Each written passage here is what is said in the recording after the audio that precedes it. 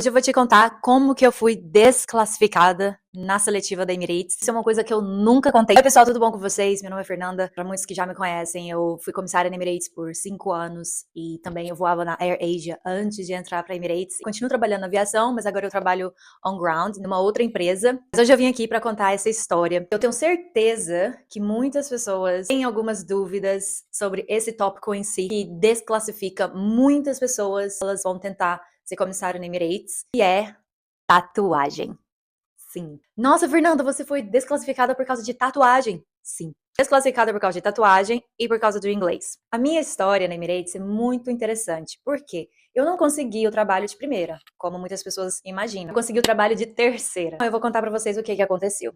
A primeira vez que eu tentei foi em Jacarta. Eu fui fazer um Open Day lá, porque eu modelava, né? Eu era modelo antes de eu começar a minha vida de comissária. Então eu modelava na Ásia, morei em Singapura, Jacarta, Tailândia, China, vários lugares. Então, quando eu tava lá, eu decidi tentar a Emirates. Tava morando em Jacarta, que é a capital da Indonésia. Fui pro Open Day. Chegou lá, eu fiquei um pouco na dúvida. Quando eles mostram o desenho da tatuagem, de onde você pode ter tatuagem ou não, eu fiquei um pouco na dúvida, fiquei com medo, mas não mostrei. Aí, ok. Mas depois eu vou contar pra vocês direitinho como que é a minha tatuagem, explicar melhor essa história, tá? Decidi não falar que eu tinha tatuagem. Fiz o Open Day, foi o dia inteiro de dinâmicas de grupo e tudo. Inclusive, tinha uma brasileira que era recrutadora. Deu tudo certo. Passei em todas as dinâmicas de primeira e foi minha primeira tentativa. Parecia um sonho. O que aconteceu? No final do dia, a última etapa era o teste de inglês. O teste de inglês naquela época era feito escrito no papel. Eram várias. Era de marcar X, mas eram muitas questões. Era muito intenso o teste. O que aconteceu? Eu ficava voltando nas questões para saber se eu escrevi certo, se eu marquei certo, que eu perdi muito tempo. Acabou o tempo e eu tinha uma página inteira ainda para fazer. Não deu certo, não passei, fiquei super triste. Na época, tinha uma brasileira fazendo o Open Day, né, que era uma recrutadora, eu não lembro o nome dela, se era Bruna, se era Carol, não lembro.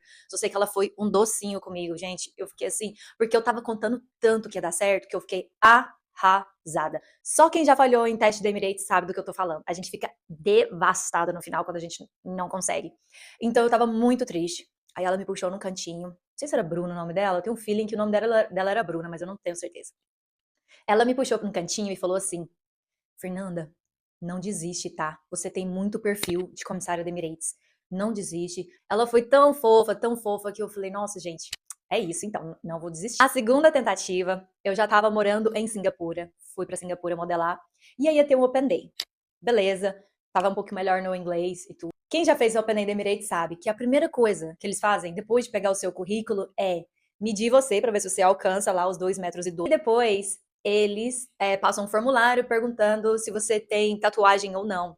E nesse formulário tem um desenho de homem e mulher, de onde que são os locais que podem a tatuagem e aonde que não pode. Só que no formulário eles falam assim: não pode ser visível no uniforme. Beleza? Não é visível minha tatuagem no uniforme.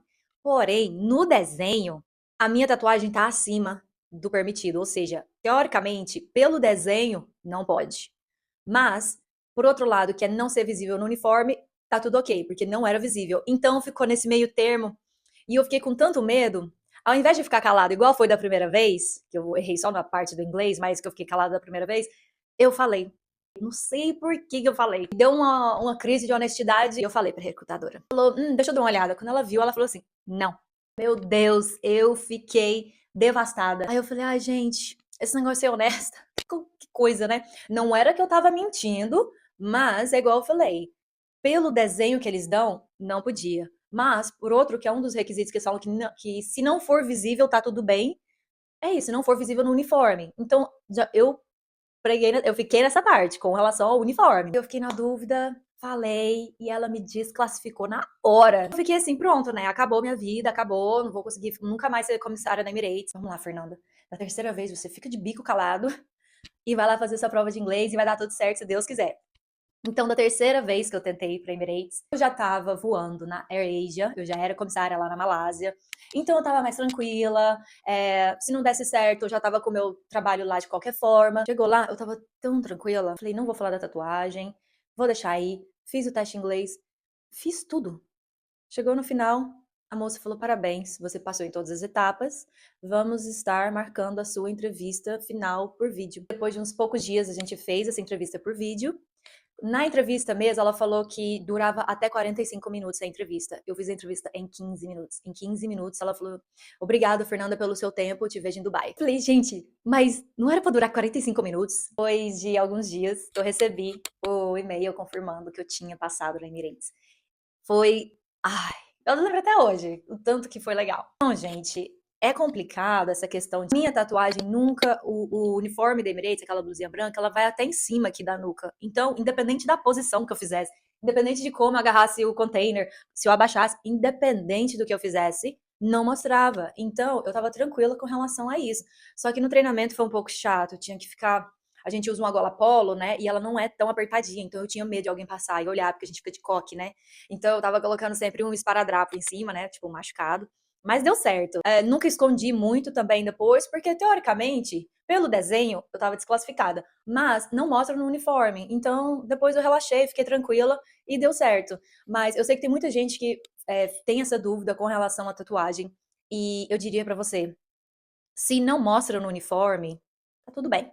Eu acho porque o desenho que eles usam é tão, enfim, não condiz muito, ele tinha que ser exatamente aonde o uniforme pega, mas não é. Então é complicado que aí fica essa, esse pequeno gap entre pode e não pode, sabe? Então eu acho que muitas pessoas até fazem isso que eu fiz. Não diria que é super errado, mas também não é super certo. Mas é isso, gente, a minha história. E se vocês tiverem alguma dúvida, deixa aqui que eu respondo pra vocês. Até a próxima.